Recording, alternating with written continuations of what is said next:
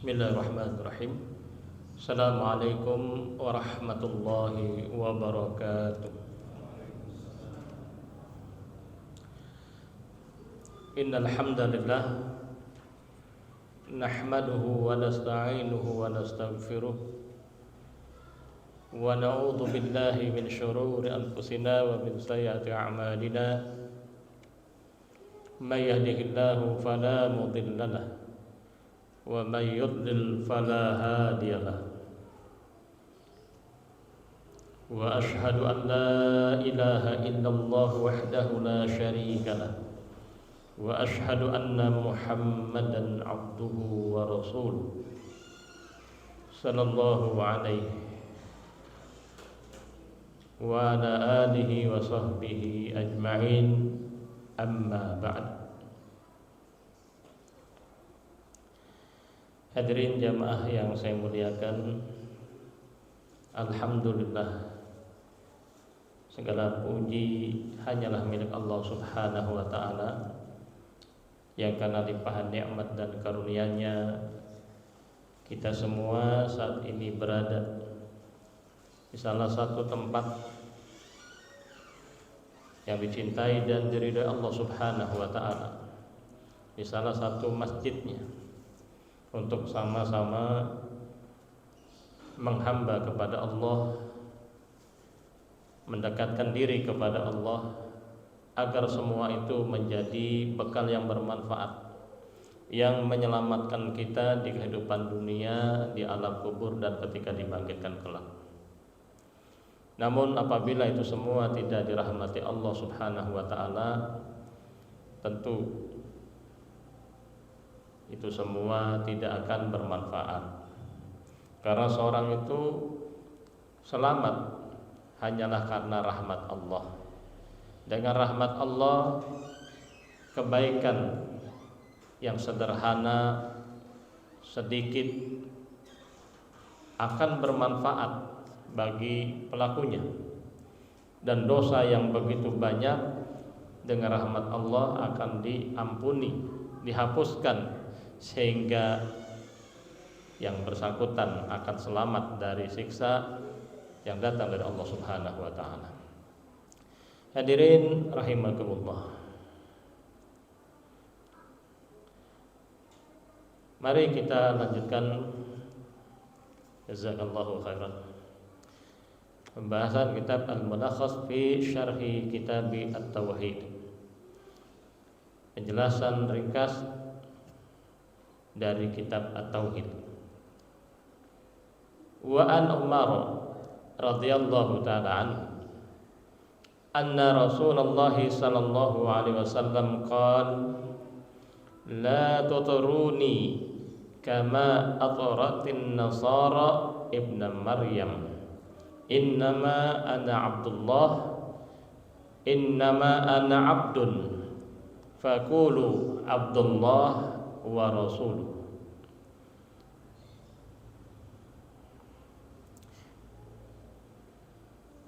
Artinya adalah dari Umar bin Khattab, dari Umar bin Al-Khattab radhiyallahu ta'ala anhu, bahwasanya Rasulullah sallallahu alaihi wasallam pernah bersabda, la tuturuni, janganlah kalian melewati batas di dalam memujiku,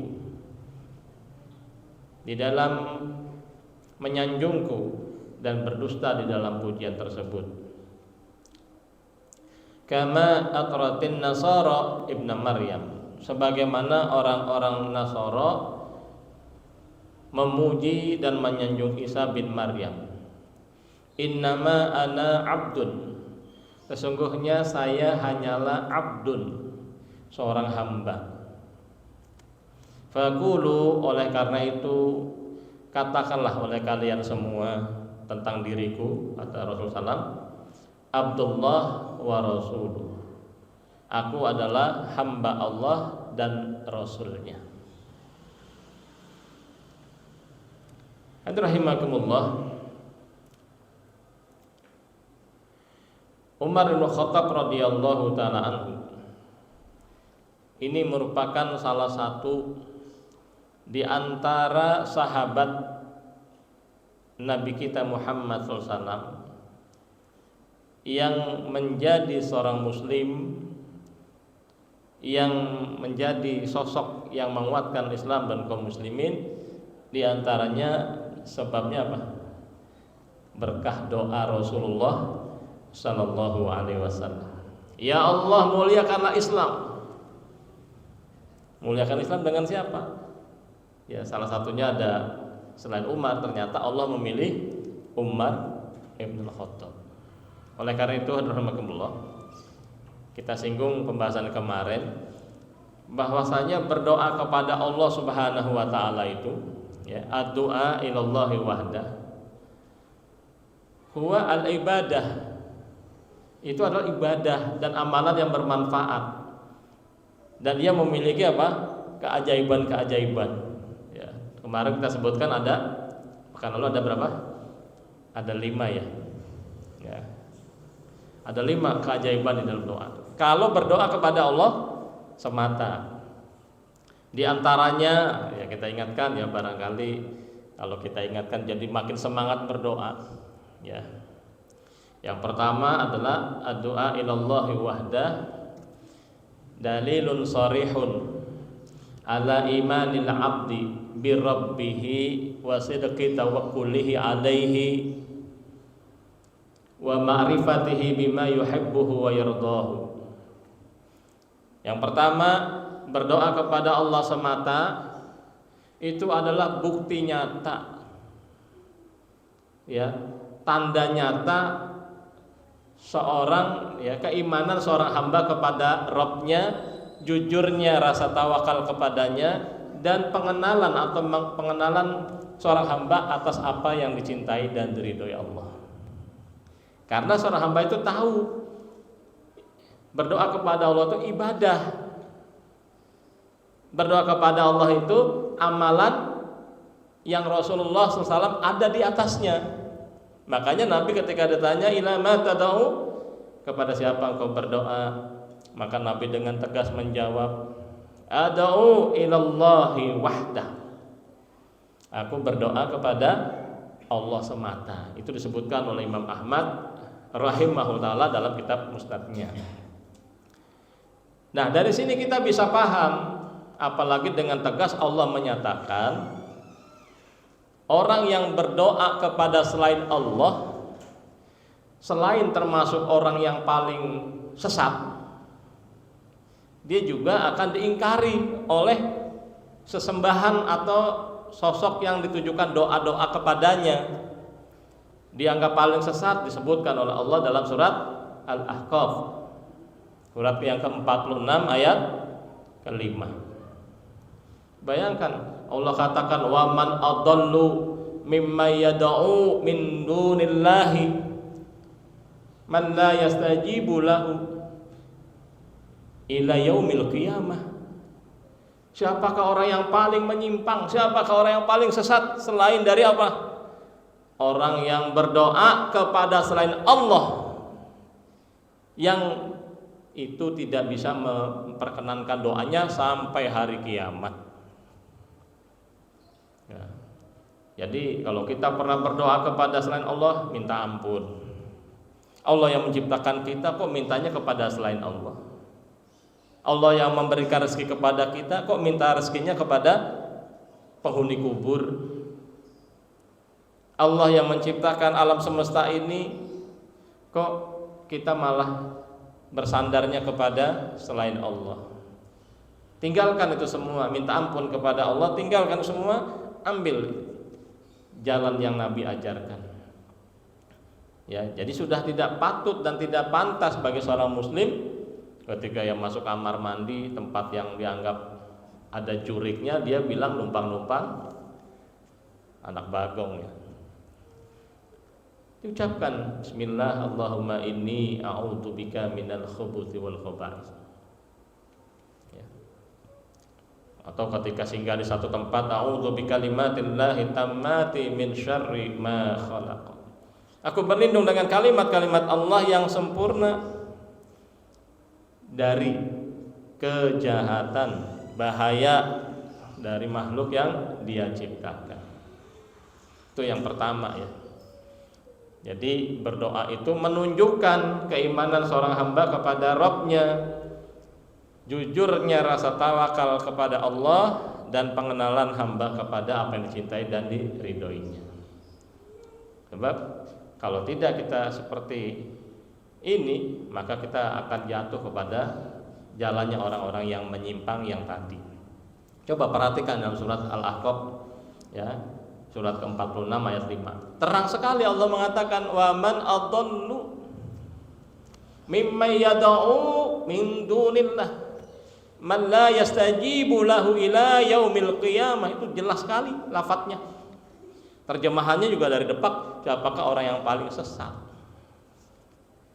Jadi orang yang paling sesat itu adalah orang yang berdoa kepada selain Allah. Jadi amalan orang-orang yang menyimpang. Maka alhamdulillah seorang muslim berdoanya kepada Allah Subhanahu wa taala. Kemudian di ayat Fatirnya ada disebutkan bahwasanya apa? Wa yakfuruna wa yaumal qiyamah yakfuruna bisyirkikum, dan pada hari kiamat nanti mereka akan mengingkari kemusyrikanmu. Jadi termasuk perbuatan syirik berdoa kepada Allah. Maka apapun keadaan kita, hadirin rahimakumullah, minta kepada Allah. Ya. Yang kedua, bahwasanya di antara keajaiban doa itu adalah sababun li fathi abwabil khair al-mukhtalifah.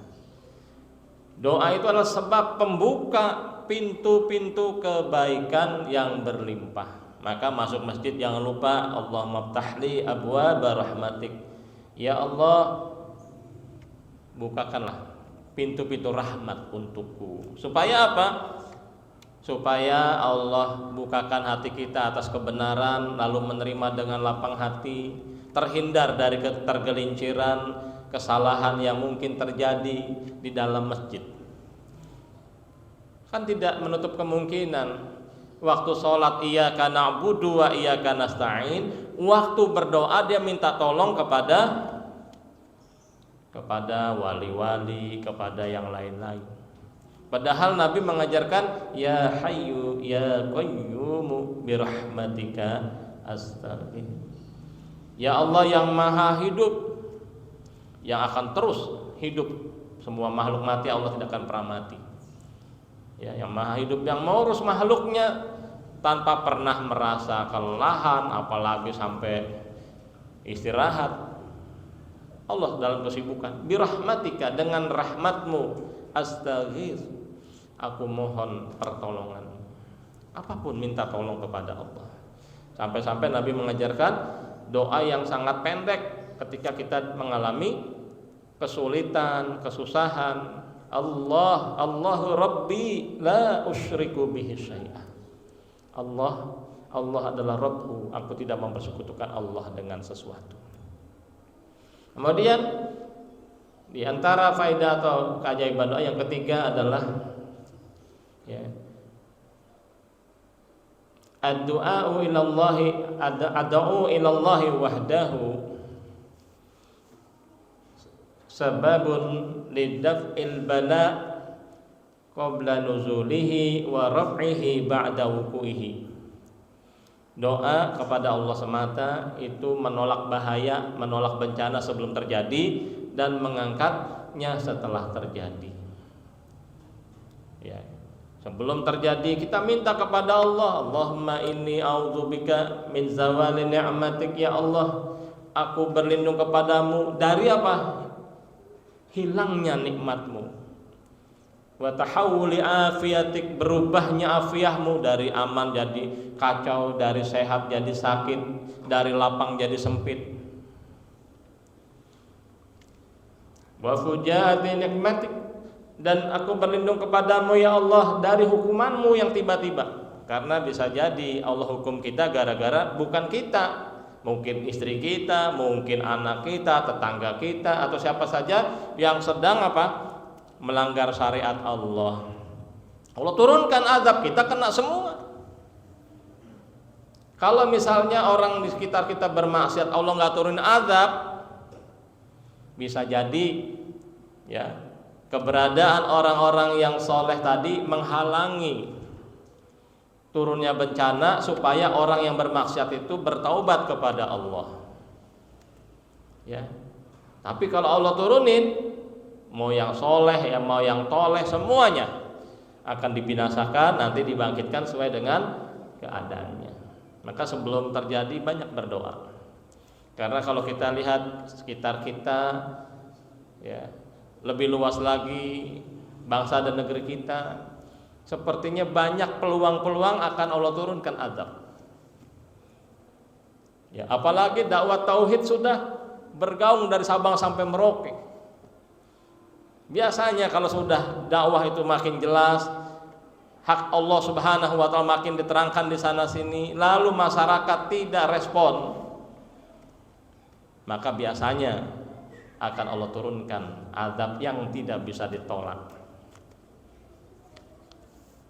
Maka lihatlah bencana-bencana besar yang terjadi, tanya apa yang dilakukan, apa yang diamalkan masyarakat tersebut. Ya, hampir rata-rata karena kesyirikan dibiarkan, perzinahan dilegalkan, dan berbagai kemungkaran-kemungkaran dianggap biasa. Maka hati-hati hadirin rahimakumullah. Nabi pesan sama kita, man ra'a minkum munkaran falyughayyirhu biyadihi. Kalau melihat kemungkaran, rubah dengan tanganmu. Fa illam yastati fa bil lisani. Kalau nggak bisa dengan tangan, rubah dengan lisan, nasihati. Fa illam yastati, nggak bisa juga, fa bi qalbihi. Nggak bisa rubah dengan tangan, dengan lisan, rubah dengan hati. Apa tuh? Dengan membencinya, dengan mendoakannya, dengan berlepas diri darinya. Ya, kenapa? Karena mengingkari kemungkaran dengan hati termasuk selemah-lemahnya iman. Fa innahu ad'aful iman.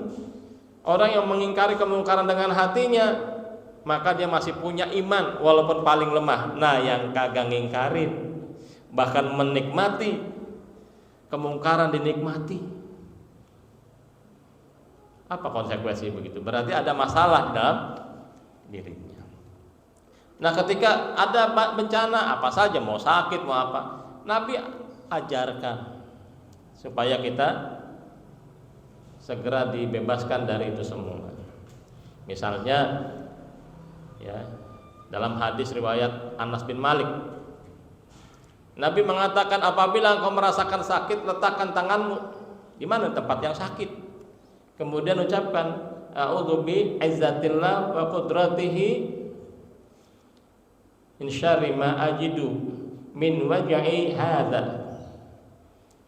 Ya, aku berlindung dengan dengan keperkasaan Allah dan kekuasaannya dari rasa sakit ini yang aku rasakan.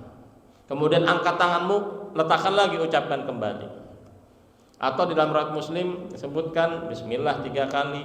Kemudian a'udzubillahi wa qudratihi min syarri ma ajidu wa uhadhiru 7 kali. Loh, saya udah coba kok nggak hilang. Kalau belum hilang, bukan Allah dan Rasulnya dusta, enggak. Kitanya yang mungkin waktu baca qomat kamit nggak ngerti artinya. Kemudian kita maunya apa?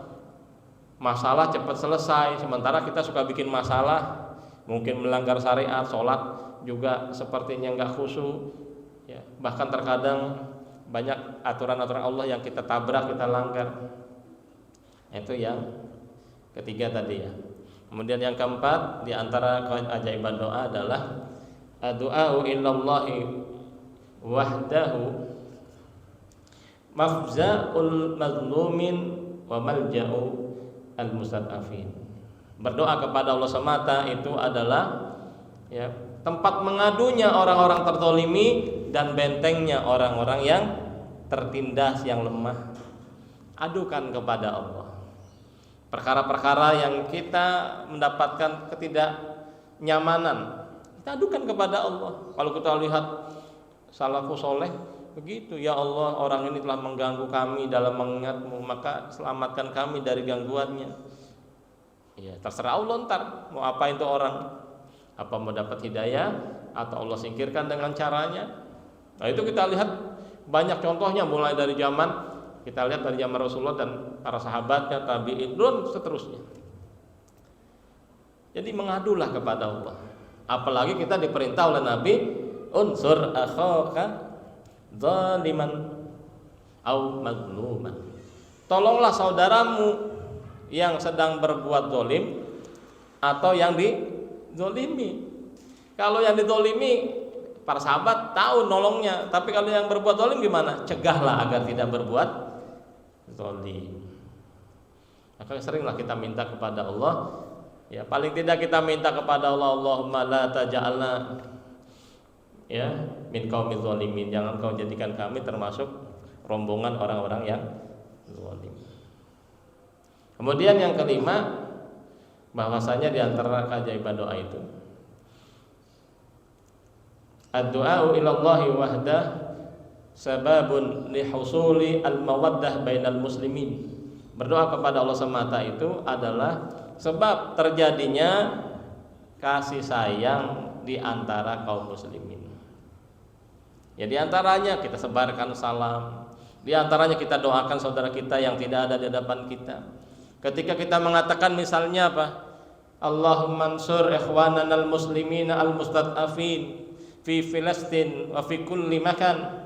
Orangnya enggak ada di hadapan kita. Kita doa. Apa kata malaikat? Amin. Walaka bimithlin.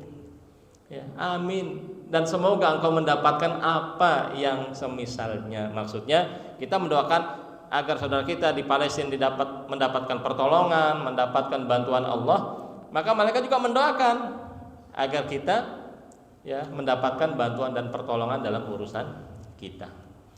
Ya. Jadi kalau orang mendoakan kebaikan buat saudaranya muslim, itu menunjukkan baik hatinya. Baik hatinya. Karena orang yang mencintai saudaranya tidak ingin saudaranya itu celaka. Ya, seorang muslim dia menginginkan kebaikan bagi saudaranya. Nah, kebaikan bagi saudaranya ini terkadang dipahami oleh kebanyakan kita dengan pemberian harta, dengan pemberian makanan, minuman. Padahal apa? Ketika seorang diajak untuk mengesahkan Allah, seorang diajak untuk meninggalkan perkara yang menyelisih Rasulullah SAW, ittiba kepada Nabi SAW, itulah kebaikan. Kebaikan sesungguhnya. Cuman orang itu lebih senang dapat apa? Dapat makanan, dapat duit. Seandainya kebaikan yang Allah janjikan di majelis ilmu dalam bentuk batangan emas, kira-kira ada yang datang nggak? Ya, seandainya nih, ya, ganjaran, ya, kebaikan yang Allah siapkan di majelis ilmu di dunia sebelum di akhirat bentuknya apa? Batangan emas, kira-kira nih masjid penuh nggak nih? Penuh. Tapi karena di sini tidak seperti itu, meskipun kita bilang hadirilah pembagian warisan Rasulullah SAW di Masjid Al-Bukhari, ada nggak mau datang? Dari mana warisan Nabi? Padahal warisan Rasulullah SAW adalah al-ilmun nafi, yakni Al-Quran was sunnah. Ini yang bermanfaat Al-Quran was sunnah.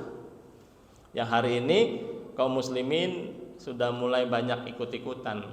Mungkin 20 tahun yang lalu, ya 20 tahun yang lalu, orang hadir majelis ilmu di majelis sunnah tujuannya nyari ilmu untuk diamalkan, untuk menghilangkan kebodohan dirinya, untuk diamalkan agar dia selamat di hadapan Allah, agar ia punya bekal menyelamatkan ayah bundanya, istri dan anaknya, keluarganya. Nah sekarang udah bergeser, kebanyakan cari ijazah, ya, cari gelar supaya dapat apa? Dapat kerjaan, supaya dapat macam-macam. Ya kalau memang itu tujuannya hanya sarana, ya tidak terkontaminasi niat awalnya, maka sebagian ahli ilmu membolehkan karena memang tuntutannya begitu. Tapi kalau itu menjadi tujuannya, sehingga kita ketika ia mendapatkan nasihat dari orang yang nggak makan bangku sekolah nggak mau, nah ini, ya. Hadrahimakumullah, Allah berikan agama ini kepada orang yang Allah cintai. Imam Ahmad saja mengatakan apa? Ilmu itu Allah berikan untuk siapa? Untuk orang yang dicintai. Betapa banyak kita menghafal Al-Quran, menghafal hadis, tapi terkadang akhlak kita bejat. Akhlak kita kepada keluarga bejat, akhlak kita kepada tetangga gak karu-karuan. Pengen masuk surga dari mana? Kan bukankah sudah ada contohnya? Seorang wanita yang rajin ibadah, sholat malam, rajin sedekah, tapi lisannya, kelakuannya menyakiti tetangganya. Apa Nabi kita katakan? Gak ada kebaikan. Na'udzubillah. Tapi bukan berarti udahlah kita sudah sholat bolong-bolong, ya, hadir majelis ilmu kagak mau, ngeremehin agama, lalu berdalil tuh orang yang soleh aja banyak yang dilempar neraka. Nah, jangan cari orang soleh yang dilempar neraka, cari orang soleh yang masuk surga di awal, yang dicontoh itu. Seperti sebagian emak-emak ya atau perempuan ya mengatakan, Allah gak usah pakai jilbab segala lah, yang pakai cadar kayak suci aja, utang aja nggak bayar. Jangan yang dicontoh yang itu, contoh ummahatul mukminin, istri-istri Rasulullah sallallahu alaihi wasallam, istri beliau dunia akhirat, itu contoh yang itu. Bagaimana kompaknya, meskipun Rasulullah istrinya lebih dari satu, bisa bercanda ya, antara Saudah radhiyallahu taala anha dengan Ummul Mukminin Aisyah radhiyallahu taala anha, bercanda bisa. Coba kalau kita bukan bercanda, ya aut-autan ya. Hadirahimahumullah. Nah, oleh karena itu, kalau kita berdoanya kepada Allah, mudah-mudahan kebaikan-kebaikan itu akan kita dapatkan. Makanya di sini ada hubungannya antara memuji-muji yang berlebihan itu. Karena apa? Ketika orang memuji-muji Rasulullah SAW berlebihan di luar batas yang diizinkan oleh syariah, maka akan mengangkat Nabi nanti apa? Memposisikan sebagai sosok yang memiliki sifat-sifat ilahiyah.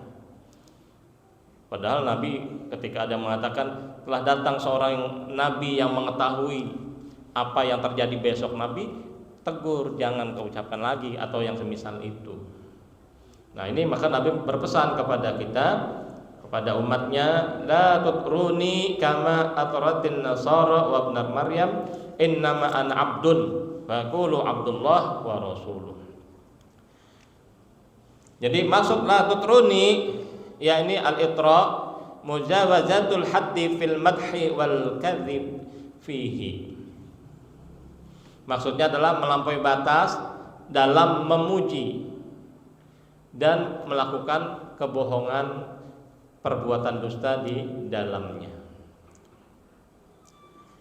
Kemudian kama atratin nasara ibn Maryam, ai kama galatin nasara fi Isa alaihissalam hatta idda'au fihi al-uluhiyah.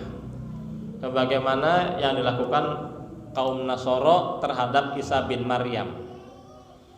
Dia telah melampaui batas sehingga apa? Menganggap Isa bin Maryam itu memiliki sifat uluhiyah, sifat ketuhanan. Ya. Karena Isa bin Maryam itu lahir tanpa bapak, berarti bapaknya bukan manusia. Berarti dia anak siapa? Bukan anak manusia, anak Tuhan. Apa dia lupa Adam alaihissalam ada bapak, ada ibu?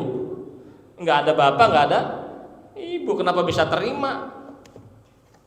Kenapa bisa terima? Adam alaihissalam ya diciptakan oleh Allah, semuanya itu Adam alaihissalam dan Isa bin Maryam diciptakan dengan kalimat Allah, kun, jadilah. Ayakun. Ya. Kemudian faqulu Abdullahi wa rasuluh, maksudnya adalah sifuni bidzalika kama wasafani bihi rabbi, katakanlah oleh kalian aku ini adalah hamba Allah dan rasulnya sebagaimana Allah telah mensifati diriku dengan hal itu. Nabi SAW disifati dengan beliau adalah Abdullah, hamba Allah. Artinya hamba Allah apa? Nabi SAW sama seperti kita, sama-sama menyembah Allah. Kalau ada umat Nabi SAW sampai merasa punya kedudukan yang bebas ibadah, diikut Nabi yang mana itu? Rasulullah SAW beribadah kepada Allah Subhanahu Wa Taala, nggak ada ya liburnya. Kalau wanita meski sehatnya bagaimana, kalau lagi haid sholat apa enggak? Tidak sholat. Laki-laki biar kata kagak bisa berdiri, ngesot jalannya, waktu sholat tiba wajib sholat enggak kalau dia muslim? Wajib. Nggak ada, ya Allah ini lagi pincang nih, ya Allah prek dulu gitu. Nggak ada. Nah sekarang kaum muslimin banyak yang sehat, sholat 5 waktu disia-siakan. Dari 5 waktu, anda bisanya 4 waktu aja. Yang lain bilang aku 3 waktu, yang lain sewaktu-waktu. Hadirahimahumullah. Ini sholat ini adalah amalan mulia setelah syahadatain. Wa'lamu anna khaira amalikumus sholat. Ketahuilah oleh kalian, sungguhnya amal terbaik di kalangan kalian adalah sholat. Jangan sia-siakan sholat. Ya, wudu pelajari dengan benar. Ketika sholat, jangan lupa bacaannya dipahami. Kita kadang-kadang baca bacaan sholat dalam kondisi nggak paham yang dibaca artinya. Ada nggak rasa nikmat di dalam sholat itu? Kenapa seorang itu bisa menikmati kopingho? Tahu kopingho ya? Kalau yang jadul-jadul tahu tuh kopingho tuh. Baca ya, tebel gini nih. Kan kopingho nggak ada pendek-pendek segini-gini kan? Bisa cerita, wang feng bisa cerita. Tapi baca Quran ditanya tadi baca surat apa? Ini apa artinya? Janganlah kita rubahlah. Nih, bentar lagi bulan Ramadan. Jadi ketika nanti imam mimpin taraweh bacanya panjang-panjang, kita tahu artinya nikmat. Jangan gerutu nih, imam panjang amat bacaannya. Sinetron keburu habis nih. Ya, perbaiki bacaan sholat kita. Perbaiki pemahaman kita. Ketika kita mengucapkan alhamdulillahirabbil alamin misalnya, kita katakan semua pujian adalah milik Allah. Apa hikmah? Pesan dibalik itu semua, yang pertama menetapkan bahwasanya tidak ada keburukan dalam semua yang Allah lakukan. Semuanya terpuji. Apakah Allah ketika memberi hidayah, apakah Allah mencabut hidayah? Tidak ada kezaliman untuk Allah Subhanahu wa taala. Berarti kita mensucikan Allah dalam perbuatannya, mensucikan Allah di dalam sifat-sifatnya. Kemudian kalimat alhamdulillah mengarahkan kita kepada sikap baik sangka kepada Allah. Tidak mungkin takdirnya itu salah. Yang salah kita dalam mensikapi. Kalau kita tahu bahwasanya Allah menulis takdirnya dengan ilmu yang sempurna, Allah mengetahui segala perkara yang sebelum terjadi, yang sedang terjadi, yang akan terjadi, semuanya sudah Allah ketahui. Ilmunya tidak pernah didahului kebodohan, ilmunya tidak pernah ada masalah dengan kelupaan, apalagi sampai berakhir dengan kedunguan. Maha suci Allah. Nah, ketika kita memahami begitu sempurnanya ilmu Allah Subhanahu wa taala, ketika baca Quran, wah ini kalamullah, firman Allah, nikmat membacanya, memahami maknanya, memahami fawaid yang terkandung di dalamnya. Tapi kalau kita tidak mengerti hal itu semua, belum sampai ke situ, maka yang terjadi kita pada umumnya kita lebih menghargai, bahkan terpengaruh perasaan kita saat membaca novel, membaca berita, mendengar berita. Tapi ketika membaca Al-Quran yang Allah beritakan sesuatu yang sangat benar, tidak ada kebatilan di dalamnya, nggak ada bekasnya, nggak ada bekasnya. Nah ini harus kita perbaiki sebelum kita menghadap Allah. Sebab kalau kita menghadap Allah dalam kondisi banyak menyia-nyiakan umur, coba banyak mana nongkrong kita sama mikir kita. Bagaimana kalau pada saat itu mati? Ya lagi asik ngelamun, kapan gue jadi orang kaya? Bosan jadi orang susah, mati. Makanya Nabi pesan, Jangan sia-siakan kebaikan, jangan remehkan kebaikan meskipun nyingkirin duri dari jalan. Jangan remehkan. Karena bisa jadi itu malah memasukkan kita ke surga, sholat kita malah belum tentu. Kita udah ngerjain sholat asal-asalan pula lagi. Ya. Nah, rahimakumullah. Jadi Rasul SAW adalah hamba Allah, maksudnya beliau adalah makhluk manusia seperti kita, dibebani ibadah. Sehingga kalau ada orang yang ngajarin amalan-amalan, wirid-wirid, zikir yang ujung-ujungnya bebas dari sholat dan syariat, itu dajjal. Karena tidak mungkin orang nabinya saja sholat sampai bengkak.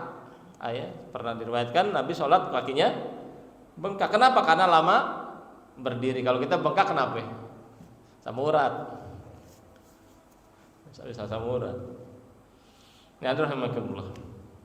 Kemudian Nabi sebagai Rasul, berarti Nabi dipilih oleh Allah Subhanahu wa ta'ala untuk menyampaikan risalahnya. Sehingga karena beliau sebagai Rasul, kewajiban kita minimal 4. Yang pertama, membenarkan apa yang beliau kabarkan. Apa yang beliau kabarkan dalam Al-Quran atau dalam hadis yang sahih, benarkan.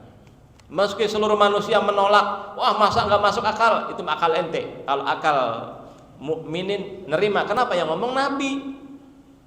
Masa dukun yang ngomong diterima? Ya, Nabi yang bicara malah dibantah. Oh ini nggak begini, nggak begitu. Nah, naudzubillah. Yang pertama, benarkan apa yang dikabarkan. Kemudian taati apa yang beliau perintahkan semampunya. Apa yang diperintahkan oleh Rasul SAW, taati. Karena Nabi diutus untuk ditaati, bukan dibantah. Kan ada di antara kita, ini nggak cocok di Indonesia nih.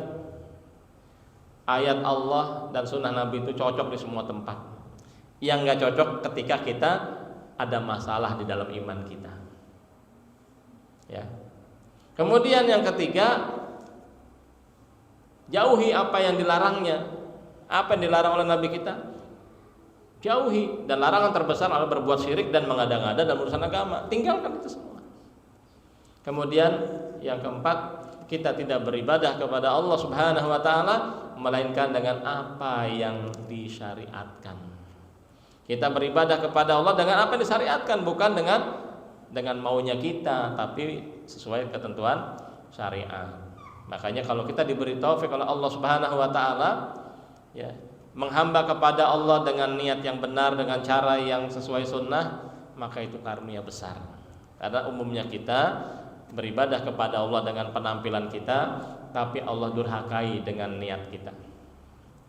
Kita penampilannya sudah agamis, tapi terkadang niatnya bukan untuk mencari mardhatillah. Naudzubillah. Makna hadis ijmalan, makna hadis secara garis besar. Yaqulu sallallahu alaihi wasallam, la tamdahuni fataglu fi madhi kama ghalatin nasara fi Isa alaihi salam fadda'u fihi al-uluhiyyah. Inni la a'du an akuna 'abdan lillah wa rasulan minhu. Fasifuni bidzalika wa la tarfa'uni fawqa manzilati allati anzalani Allah.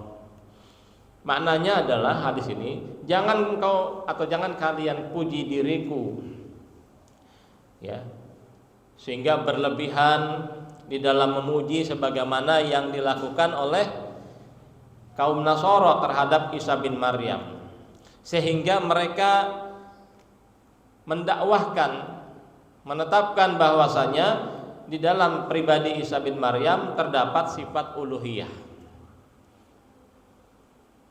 Dan aku, sungguhnya aku nih tidak keluar dari posisiku sebagai hamba Allah dan Rasulnya. Maka sifatilah diriku dengan sifat tersebut, dan jangan engkau angkat kedudukan diriku melebihi apa yang Allah telah tetapkan untukku. Itu maksudnya. Jadi Nabi adalah Abdullah wa Rasuluh, udah. Ya, jangan dilebih-lebihin.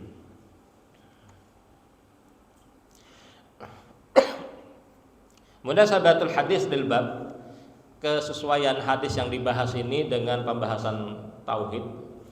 Ya, pembahasan bab ini yaitu bab masalah sifat berlebihan.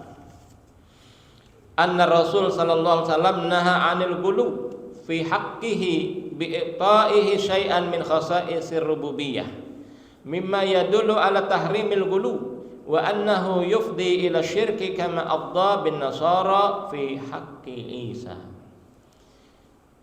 Sungguhnya atau bahwasanya Rasulullah SAW melarang dari sikap berlebihan terhadap dirinya dengan memberikan sesuatu yang menjadi sifat rububiyah, sifat Allah Subhanahu wa taala. Ini merupakan satu di antara dalil tentang haramnya gulu, sikap berlebihan. Wa annahu, dan gulu itu yufdi ila syirk, akan membawa kepada perbuatan syirik, kama afdha bin nasara fi haqqi Isa, sebagaimana yang terjadi pada Isa, ya, pada kaum Nasara terhadap Isa bin Maryam. Ya, kalau kita menganggap Rasulullah itu adalah pemegang kunci kegaiban, Rasulullah pemegang, ya, kunci perbendaharaan langit dan bumi, lalu kita minta sama Nabi, berarti kita sudah memposisikan Nabi memiliki sifat Allah Subhanahu wa taala. Orang Nabi adalah hamba Allah dan Rasulnya, nggak lebih dari itu. Ma yustafadu minal hadis, faedah yang bisa kita petik dari hadis yang kita bahas ini, yang pertama adalah tahrimu mujawazatil haddi fi madhin Nabi sallallahu alaihi wasallam wa ikhrajihi min dairatil ubudiyah li'anna dzalika huwa syirku billah. Yang pertama, haramnya, ya, melampaui batas di dalam memuji Rasulullah SAW sehingga dan mengeluarkannya dari lingkaran ubudiyah. Nabi ini hamba Allah, jangan diposisikan sebagai Tuhan, sebagai memiliki sifat Tuhan. Begitu juga dengan malaikat, gak boleh. Karena apa? Yang demikian termasuk bentuk kesyirikan kepada Allah. Kemudian yang kedua, faedah yang kedua, syiddatun nushihi sallallahu alaihi wasallam li ummati. Ya. Lugasnya, kerasnya nasihat Nabi terhadap umatnya, supaya jangan berbuat seperti yang dilakukan Isa bin Maryam sehingga menjadi berbuat syirik. Yang ketiga, anal ghulu fis salihin sababun lil wuqu'i fi syirk. Sikap berlebihan kepada orang soleh adalah sebab terjadinya perbuatan syirik. Ya, terjadi perbuatan syirik. Seperti ada sebagian orang mengatakan, ya, Indonesia ini dijaga oleh wali A, wali B. Ya, awas jangan bikin wali A sama wali B marah, nanti Indonesia diaduk-aduk terkirim tsunami. Ya. Ini enggak tahu dari mana nih akidah begini. Itu bukan akidah yang datang dari Rasulullah sallallahu alaihi wasallam. Ya, jadi jangan sampai kita seperti itu. Kemudian yang keempat adalah at-tahdziru minat tasyabbuh bil kufar. Peringatan agar terhadap tasyabbuh bil kufar, yaitu menyerupai orang-orang kafir. Menyerupai di sini adalah menyerupai dalam perkara yang menjadi kekhususan mereka. Kalau orang kafir minta-minta kepada selain Allah, minta-minta kepada orang-orang soleh di kalangan mereka, maka jangan kita lakukan. Kalau kita mau minta, mau berdoa kepada Allah. Ya, itu maksudnya ya. Jadi ini yang dimaksud man tasyabaha biqaumin fahuwa minhum. Siapa yang mengikuti, menyerupai satu kaum, maka adalah kaum itu maksudnya adalah menyerupai dalam perkara yang menjadi kekhususan kaum tersebut. Mudah-mudahan Allah memberi taufik kepada kita semua kepada apa yang dicintai dan diridhoi Allah Subhanahu wa taala. Dan sebagai penutup, kita mohon kepada Allah, mudah-mudahan Allah mengabulkan doa kita. Allahumma lakal hamdu kullu wa ilaika yurja'ul amru kullu. Allahumma shalli ala Muhammad wa ala ali Muhammad. Allahumma ahyina ala sunnati nabiyyina Muhammadin sallallahu alaihi wasallam wa tawaffana ala millatihi wa a'idna min mudillatil fitani. Allahumma adkhilna jannatakal firdaus ma nabiyina Muhammadin bighairi hisabin wala adabin innaka ala kulli syai'in qadir wa innaka antal wahhab. Ya Allah, hidupkanlah kami di atas sunnah Nabi Muhammad sallallahu alaihi wasallam. Wafatkanlah kami dalam agamanya. Lindungilah kami dari fitnah-fitnah yang menyesatkan. Ya Allah, masukkanlah kami semua ke dalam surga Firdaus bersama Nabi kami Nabi Muhammad SAW tanpa hisab dan azab. Sungguh Engkau Maha berkuasa, sungguhnya Engkau adalah Maha pemberi.